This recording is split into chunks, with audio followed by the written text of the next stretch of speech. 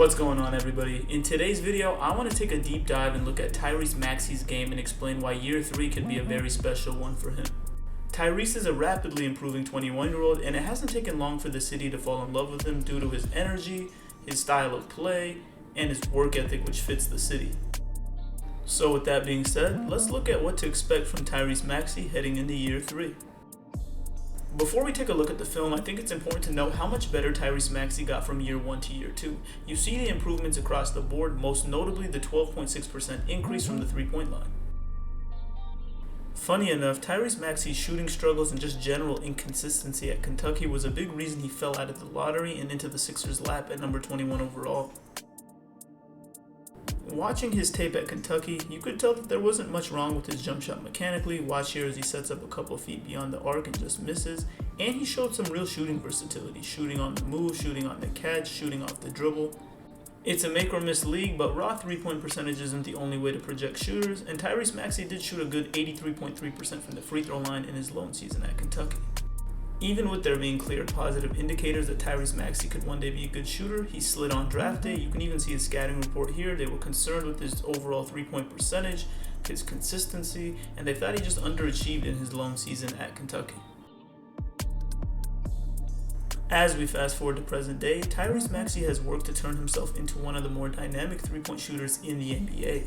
He can shoot off the catch, he can shoot on the move, he can shoot off the dribble, and he can shoot from range, which really makes him a nice complementary piece on this talented Sixers roster. So far in the preseason, Maxey's been beaming with confidence. Anytime defenders go under his ball screen or don't pick him up early enough in transition, he's walking into pull-up threes with the utmost confidence, and he's knocking them down.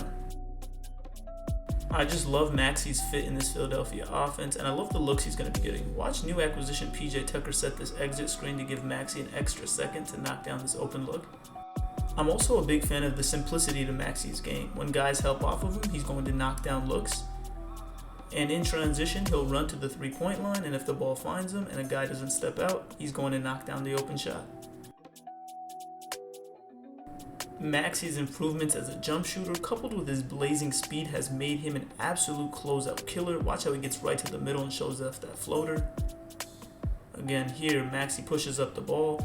He finds Harden, and as Harden starts to isolate, you see a defender cheat over, right to Maxey, and he hits his top gear for a nice finish. If there's two skills you need next to James Harden and Joel Embiid's two-man game, it's the ability to hit open jump shots and attack quickly off the catch. Maxey's elite at both. We know the attention Embiid and Harden can attract individually, but when you put them in ball screen action, defenses are often left scrambling. That's a nice pocket pass. Here, look at Minnesota trying to guard Harden and Embiid pick and roll. Harden attracts 2 to the ball momentarily. Embiid rolls, and the backline defenders just have no chance. On this play, Harden brings up Embiid, and they just show you their versatility. Embiid pops to the 3-point line, and that's a 7-2 guy hitting a deep 3. Their two-man game is just so difficult to defend. Look at the confusion it causes here. Both guys go with Embiid, then they both run at Harden. They leave Embiid. Nice pass, nice finish. The league's most efficient pick-and-roll duo is bound to attract third and even fourth defenders, and even though the Sixers aren't well spaced here, Maxey gets a wide-open 3. It's not only in ball screen action where Philadelphia will get clean looks for their other guys. Watch here as Embiid catches it. Bones Highland immediately doubles. Niang makes a nice cut, and Maxey is wide open. Or even on a simple play like this where Embiid sets a high ball screen for Harden before half court, Cat has to step out on a switch on Harden. Now Minnesota's defensive shell is compromised. When Minnesota tries to load up to accommodate for this, Embiid cuts right to the middle of the floor, and look how many guys go with him. Embiid attracts that much attention, Maxey's wide open. While Maxey's game continues to get more polished in the half court, he's already one of the league's most effective and entertaining players in transition. Watch as he beats everybody down the court in a full sprint and makes a nice reverse. Here, when the Sixers get a defensive rebound, look how Harden wastes no time just hitting the ball ahead to Maxey, and he does the rest.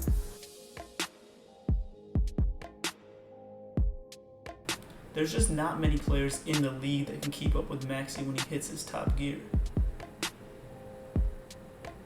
And I don't want to underestimate how hard it is to finish like this going full speed. When Maxey gets out in the open court, he shows very nice touch and body control. Look at this lefty finish. Maxey is just 6'3", and most people marvel at his speed in the open court, but watch Maxey here catch this ball, explode baseline, and get vertical for the finish. Even though Maxey flies down the court at unreal speeds, he shows solid pacings, and he has a good set of breaks. Watch as he slows down for his patented floater.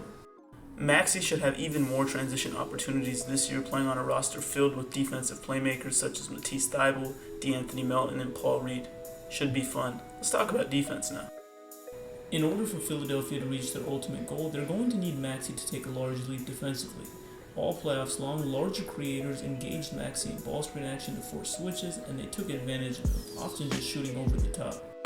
Philadelphia experimented with hedging, scram switching, and even playing some zones to hide Tyrese Maxey, but in the end, the best NBA teams are well versed in forcing matchups that they like, and Jimmy Butler took full advantage of Maxey in round 2. Watch on this possession as Strus comes to set a ball screen to force that same switch, and Maxey just gets bullied to the rim. This isn't just a Maxey thing, it's more the reality of being a small guard in the NBA. Toronto gets an early push here, OG gets a nice steal in transition, they throw it over the top, and that's an easy finish. The reports coming out of Philly are that Maxey has added some weight to help mitigate some of the plays like this, where Scotty Barnes just waves everybody off, takes him to the post, and just overpowers him for the nice finish. That added strength should also serve to help him in screen navigation. I thought that was a clear growth area in year 2.